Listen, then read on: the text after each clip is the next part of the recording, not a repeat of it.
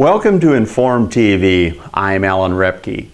Today's program is going to focus on who should be the next president, who the Republicans should put forward in 2012.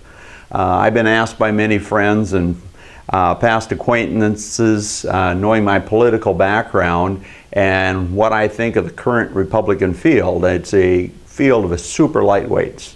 And of course then they ask, what about the people that are not in yet but are being talked about? And obviously I view them as lightweights as well. Now there's people, Christie Wilson from Wisconsin, are showing true leadership on a local level, and yet we are in a global confrontation. The world is financially melting down. Our own economy, when you look at the deficit and total debt, we're just in disarray.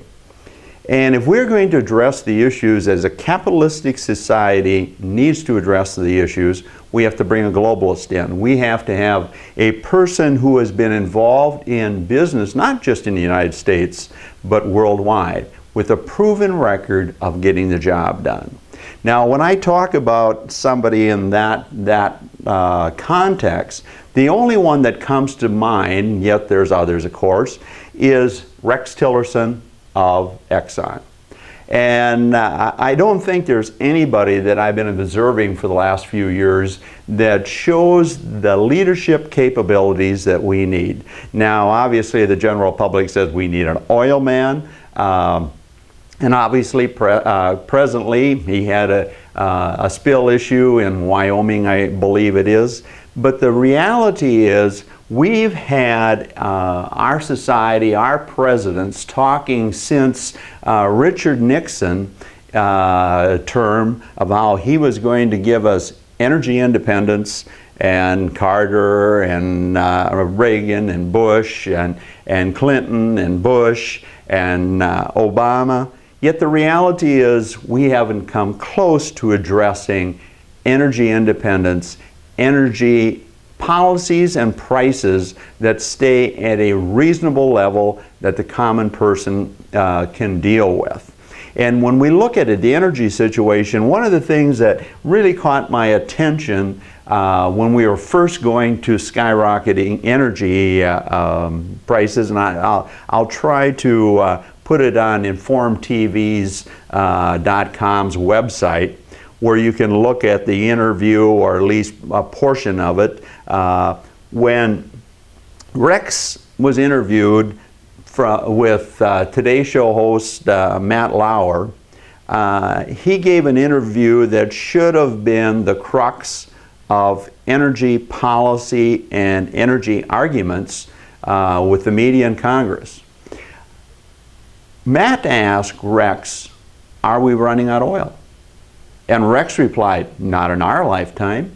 In other words, when a business person talks about a lifetime, he's not just talking about he's talking about his kids as well. And he told Matt, there's no shortage of oil.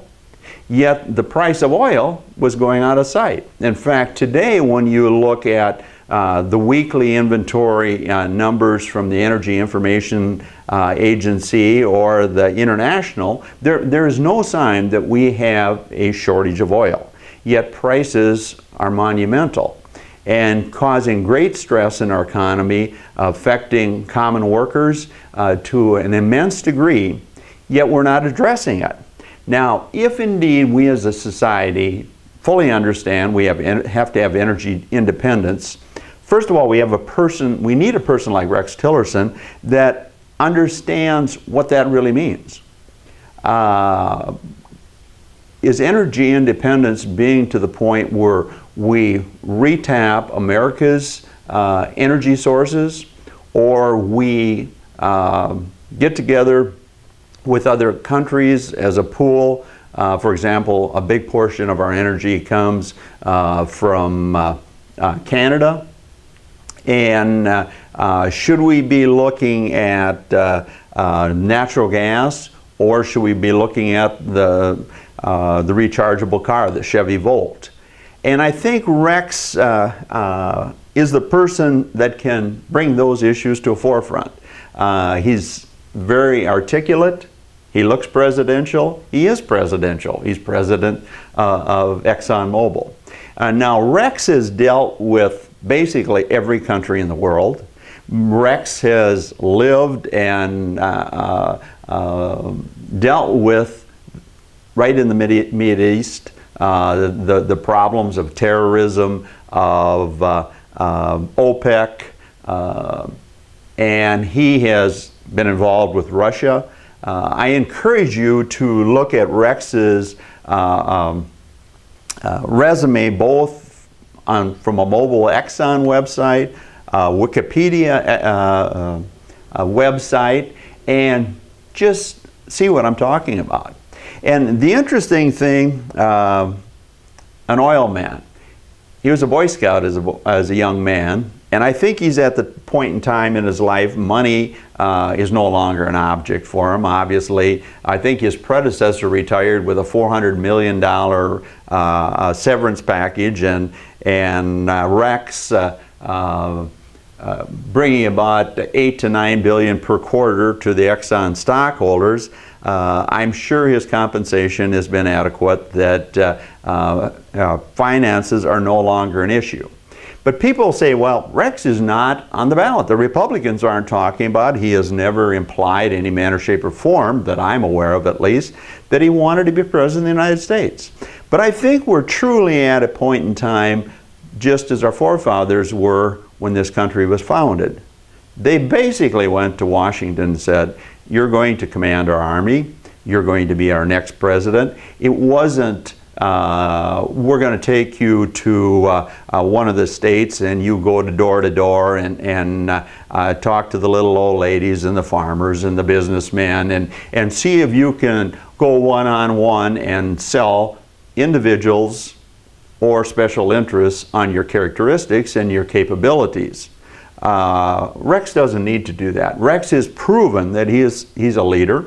He has proven he understands economics. He has proven that his positions have put him in a point where he knows how his company has been, pardon the French, screwed by the world. He certainly understands how America has been screwed by the world, and he truly understands the importance of we continuing to keep the lanes of commerce open in the world. The interesting thing, the only thing, when he was interviewed by Matt, he talked about the price of oil and his involvement in the price of oil. He said, well, it's the price is set down the street here at the New York Mercantile Exchange. But the reality, so I'll keep an eye on Rex, just as you should, but the reality is his company didn't trade at the New York Merc down the street where he said sets the price. He uses ICE, the international exchange that's in Atlanta, Georgia. But yet at the same time, he understands the chain of events of having what you need in an economy. I was involved in agriculture all my life, involved in legislation. In fact, you've lived under my legislation, sugar policy, for years, that have provided you sweetener at a reasonable price, and yet about 85% of it has been produced in the United States, jobs from American workers, yet a price that the American consumer can easily handle. We protected ourselves from dumping. Rex understands the market. What we need to do to protect our companies, even the oil industry, from dumping and unfair practices. But the thing that caught my attention also in that interview to give me an incredible high regard of Rex was he referred to not being in the downstream mode of energy. He wanted to be in the upstream. In other words, he wanted his company to control the crude oil and now to control a big chunk of natural gas. He understands that nothing happens unless we secure the source. And as a person involved in agriculture, I was always furious at my farm friends that nothing happens without a bushel of corn, nothing happens without a bushel of wheat, and truly sound government policy and sound marketplace policy can take care of the farmer without subsidies. And when Rex pointed that out to Matt, who had no clue of what he said anything, because I mean, when you look at the interview, it was just like it went through one ear and out the other to today's show host Matt Lauer. Now, obviously, everybody likes Matt, and he gives us some interesting information from time to time. But the reality is, we have to put a leader forward. And the only source we have at this point in time, I mean, I'm furious with the Republican Party, I'm furious with the Democratic Party, but unfortunately, the only source we have to put a true candidate up to get leadership back in the presidency again is the Republican Party. Rex's Wikipedia listing shows he's a Republican. And another sort of thing that I want you to think about of why I pick Rex, and I hope the people of Iowa, I want to bring this obviously to a state and a national importance, and why the people in Iowa should first and foremost look at Rex. Clinton has said time and time again, no one is ready to be president. And that's a fair statement when you put in governors, congressmen, and senators. But when you go to the point where you look at generals like we did with Ike back in the 50s, or look at the incredible economic mess we face, you have to look at somebody who has experienced all the problems firsthand.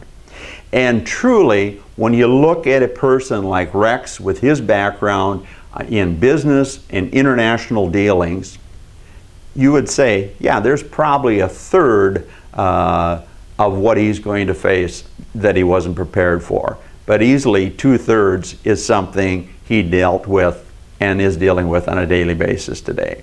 Now, people say, well, what's your view on Obama? Obviously, President Obama is a wonderful person. I mean, how could you be against a guy on a personal basis with a lovely family, very articulate, jumps up the podium and gives a world-class speech, although, like most politicians, when it's all said and done, didn't say anything, or it doesn't take us anyplace. When you let a guy, a business background guy like Rex Tillerson, when he tells you something, he's probably already got it done, or he has the framework in place. The other thing, when we look back at our series of presidents, all the way back to Reagan, basically the staff directed their day. And I think that's incredibly true of Bush and Obama. I mean, I think when they get up in the morning, both Bush and Obama, the staff, Mr. President, you've got to do this, this, and this, and this. A guy like Rex Tillerson doesn't get up in the morning and come to the office and say, okay, staff, what should I do today? He knows what he's going to do. He doesn't need a political staff. He wouldn't keep a Karl Rove or the political figures that Obama's keeping in office.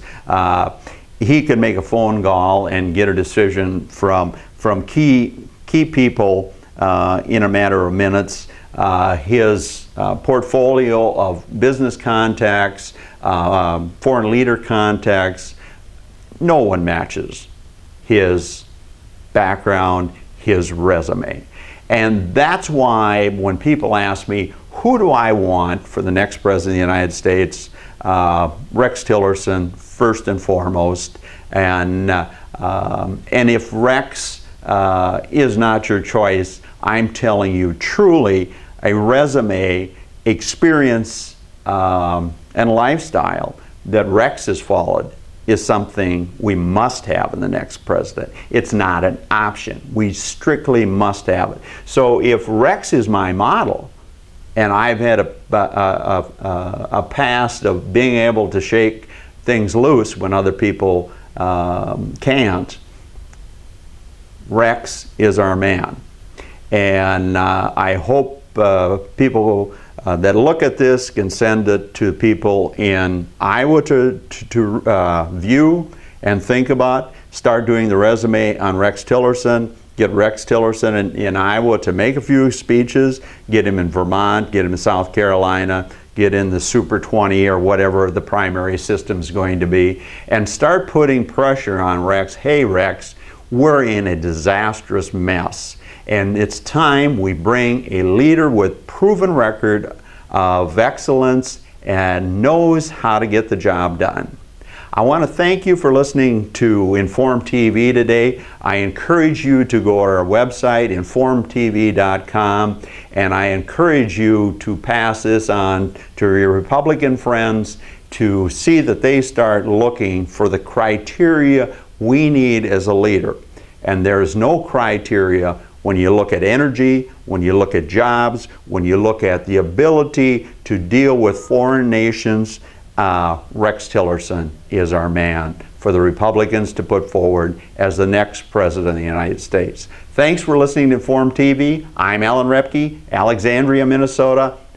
Help me get on the air in your local TV signal, and we'll talk about a lot of issues that affect each and every one of you in a way that truly informs you by the numbers and by people of substance, that we need to end the power of convening in this country, and that has strictly empowered special interest, and get back to our history of monumental leaders that addressed monumental problems like Washington did, Lincoln did, and others have done. And we put Rex Tillerson in the driver's seat to drive us, to bring us out of the 20th century that we're still mired in after 11 years, and get a man that understands what we need to be a 21st century continuing leader of the world, not just a financial basket case and just a global pirate island for the corporations of the world to take advantage of our workers and our taxpayers. I'm Alan Roebke, Inform TV. Listen again. Thank you.